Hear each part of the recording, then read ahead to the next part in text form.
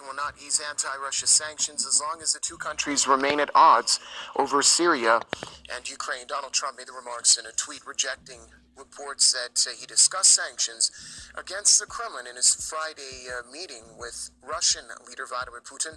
The U.S. President Trump noted that he confronted Putin in their meeting over Russia's alleged interference in the U.S. election, saying that his counterpart vehemently denied the allegation. Trump has previously equivocated over whether Russia tried to tilt the outcome of last November's election in his favor.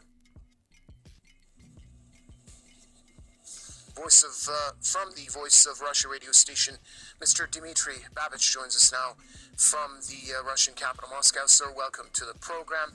Talks of keeping the sanctions in place. Does the United States want to stand firm in the face of Moscow, or do they want to use this as a bargaining chip for some other differences down the line?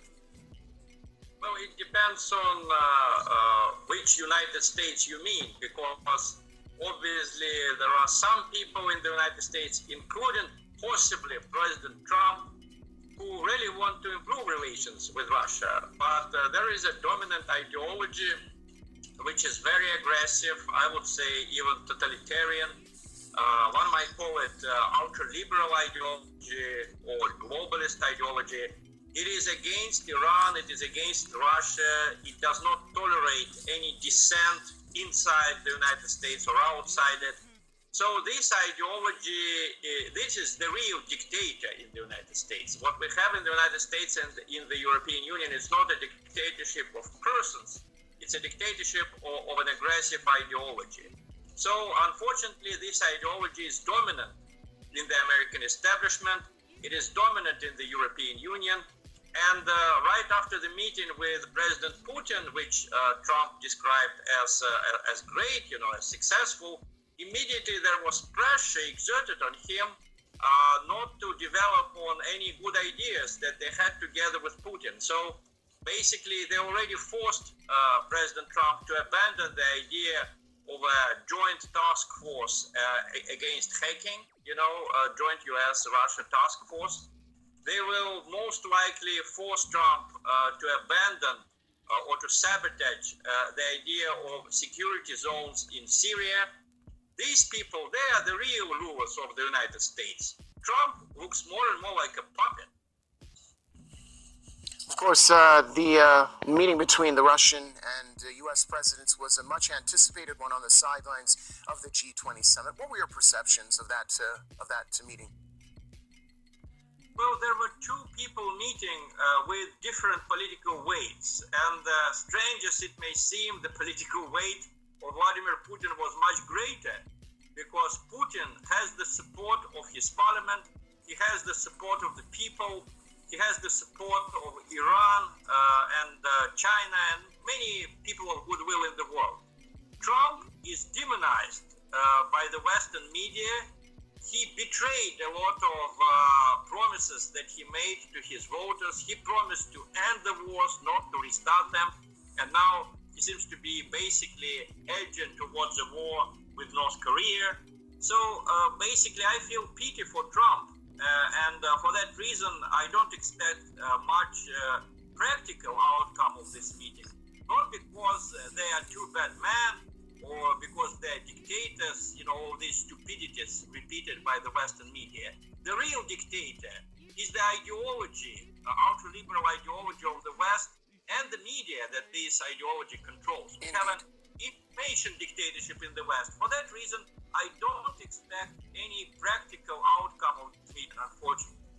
Sure, thank you very much, sir. Iran says that any ceasefire deal in Syria must respect the country's sovereignty and territorial integrity, as well as the will of the Syrian people. Foreign Ministry spokesman Bahram Ghasemi says any deal without taking those conditions into consideration is unlikely to succeed.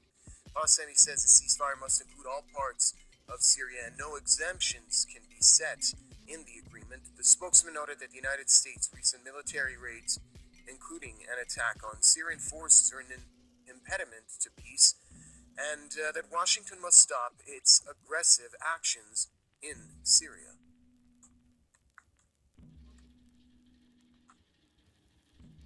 Well, to offer us more insight on that story, we're now joined by lecturer of Al Mustafa University, Mr. Said Abdullah Hosseini. Sir, welcome to the program. First of all, let's go over the recent comments made by Iranian Foreign Ministry spokesman Mr. Bahram Qasemi. He stated that the United States should, in fact, stop its hostile actions and activities with regards to Syria. Well, it's because in Syria, it's not only United States who is involved.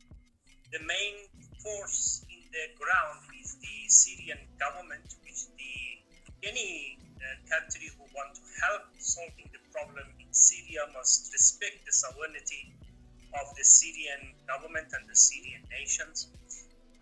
Plus, it's American who think that they are able to bully the world, and here is another field which they can say whatever they want to or do whatever they want.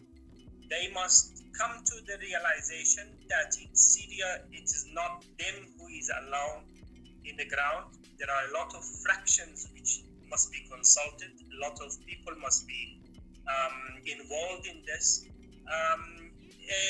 It is not a matter which the two superpowers must sit together and solve the problem. When you want to have a ceasefire, you must consult and get agreements of all forces and fractions which are involved in a ceasefire, and it is not going to be just a one-sided decision by United States just because you have more power or you are producer of a weapon and supplier of this weapon to some fractions inside the Syrian. It doesn't give you the license automatically that you can do whatever you want in this country and in this nation. In fact, any ceasefire or any peace agreement or any agreement in the ground has to be consulted with the Syrian government as a fact which is exists and a fact which the people of Syria support. Well, Iran also added that any ceasefire deal in Syria has to respect two key important components. One is a country's sovereignty and its territorial integrity. The United States' raids has been serving as an impediment to both those in recent times.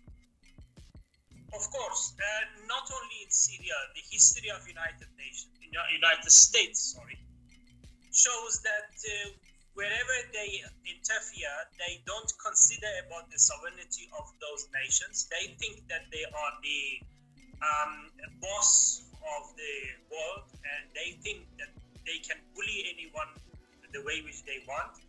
The history of their interference in the nation's affair is not something new. What they do today in Syria, they have been doing the same thing in Vietnam before. They did it in Iran, for example, since 28th of Modad years ago, which the documentations comes out of their secret files and compartments just a few weeks ago. The history of the interference of United States shows that they have no respect to the sovereignty of other nations, and they want to do whatever they want. And it is time for the nations of the world to stop the bullying behavior of the United States, and I'm sure they are going to come soon to the realization that it is enough, and they cannot continue with their wrong interference with the sovereignty of other nations. Lecturer of Al